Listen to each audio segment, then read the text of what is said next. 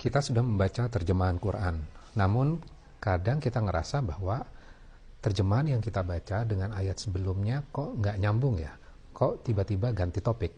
Nah, kita hari ini akan belajar dari surat Al-Baqarah dan bagaimana kita melihat sesuatu yang kita katakan tadi tidak nyambung, ternyata masih ada korelasinya dan flowing, masih mengalir. Contohnya adalah di dalam surat Al-Baqarah ayat 153. Di sini dikatakan, ya ayyuhalladzina amanusta'inu bis-sabri wassalah innallaha ma'as-sabirin. Wahai orang-orang yang beriman, mohon pertolongan kepada Allah dengan sabar dan salat. Sungguh Allah bersama orang-orang yang sabar.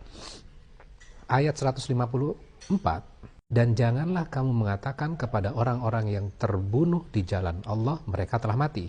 Sebenarnya mereka hidup, tetapi kamu tidak menyadarinya. Ayat 153 tadi berbicara minta pertolongan kepada Allah dengan sabar dan sholat. Logika kita adalah ayat setelahnya pasti harus nyambung dengan sabar dan sholat ini.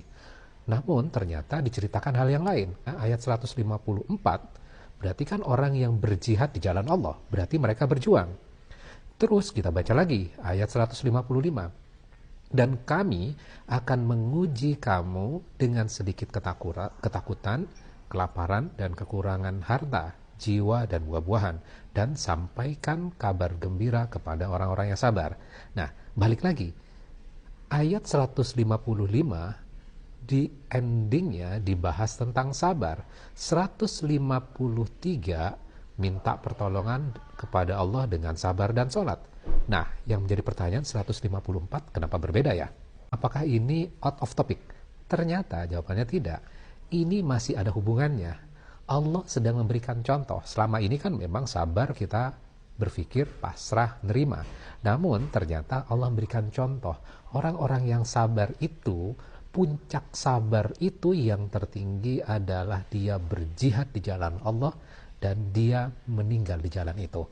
Artinya apa? Ini merubah mindset kita. Selama ini kita berpikir bahwa yang namanya sabar itu adalah kita menerima, kita pasrah. Namun ternyata sabar itu adalah aktif. Sedangkan hasil dipasrahkan kepada Allah, itu adalah orang yang sabar. Mudah-mudahan membantu.